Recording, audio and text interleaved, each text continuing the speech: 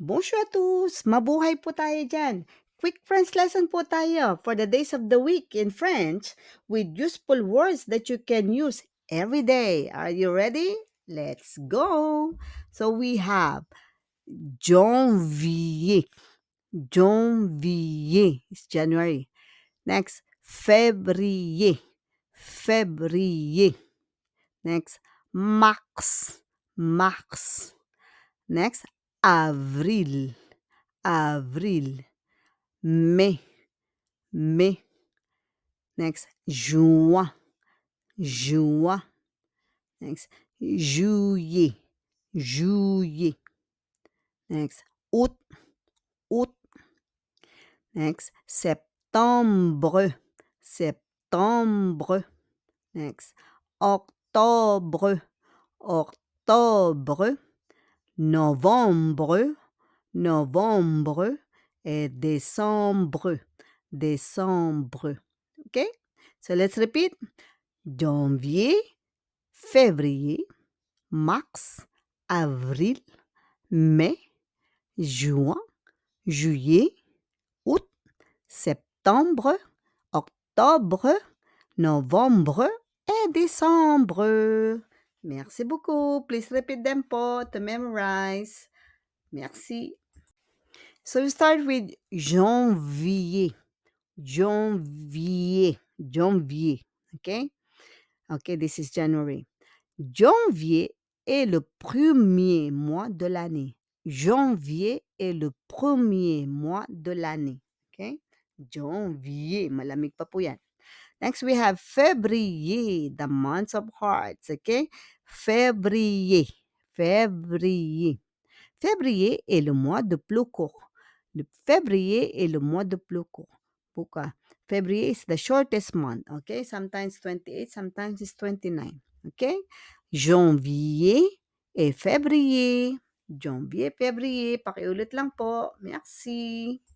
So let's continue with March. March is mars. Mars. Mars. En mars, les fleurs commencent à pousser. En mars, les fleurs commencent à pousser. In March, flowers start to bloom. Avril. April is avril. Okay? En avril, il pleut souvent.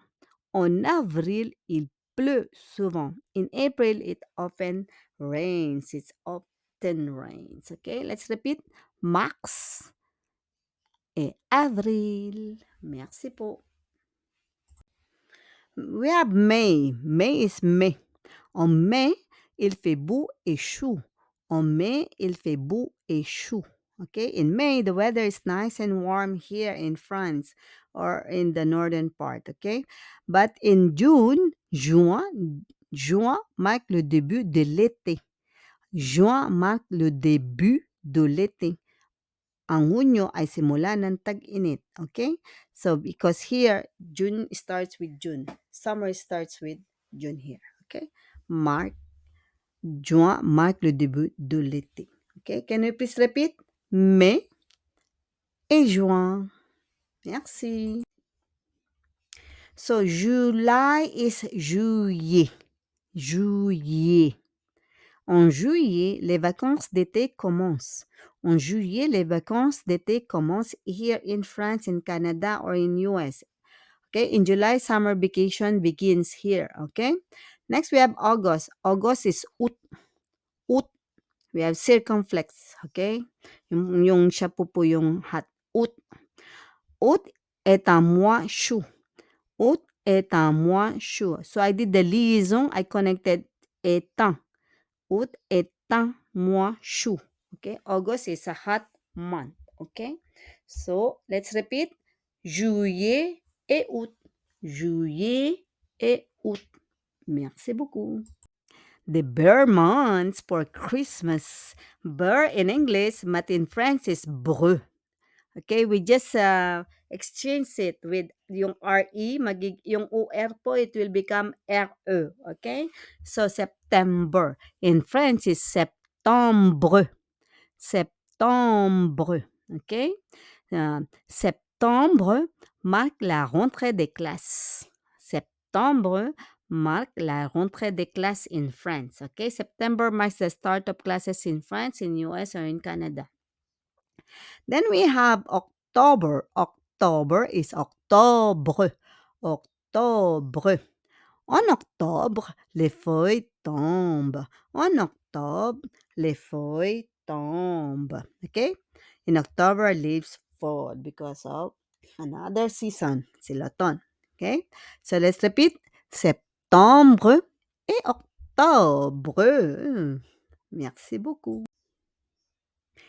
Next, we have November. Novembre.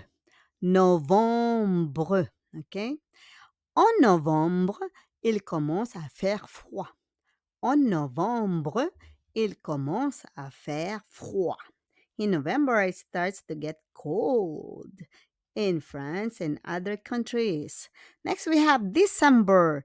December is décembre. Décembre is Christmas, okay?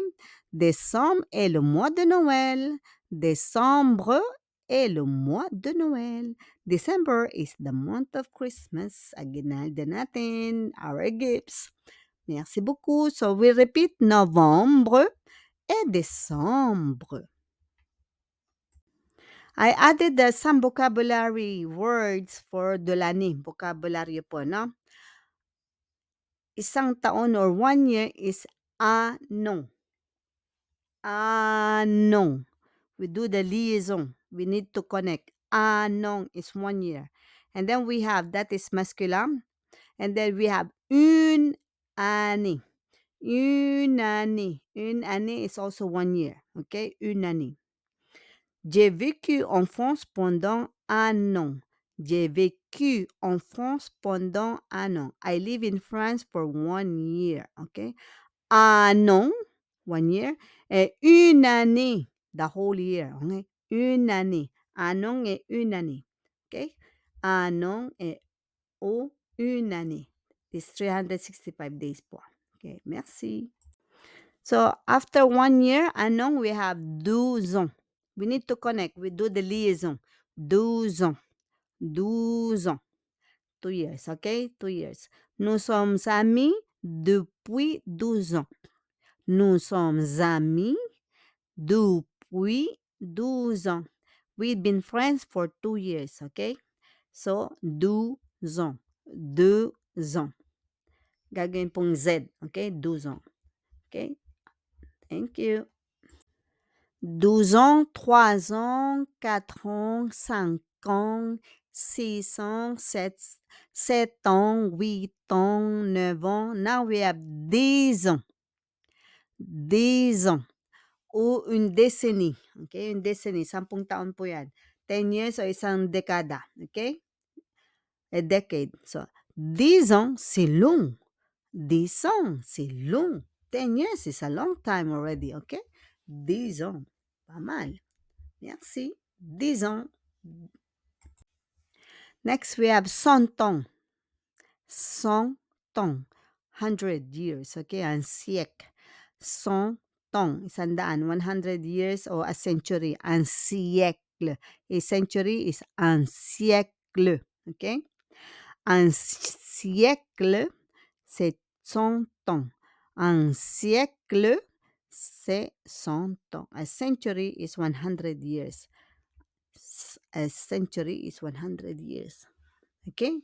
100 ans, 100 ans et un siècle. Un siècle. Please repeat. So we have some examples here, no? For example, mon anniversaire est en mai. Mon anniversaire est en mai. Ang karawan ko ay sa buwan ng Mayo. Next, we have, nous sommes en juillet. Nous sommes en juillet. Ngayon ay buwan ng Hulyo. For example lang po yan. Next, we have, l'école commence en septembre. L'école commence en septembre. Nagsisimula ang klase tuwing Septembre. And il fait froid en décembre. Il fait froid en décembre. Malamig tuwing Disyembre. So, practice lang po to be fluent in French. At huwag po sanang kalimutang i-like, subscribe at i-comment. And see you soon. A bientôt po our next lesson po. Merci beaucoup et au revoir.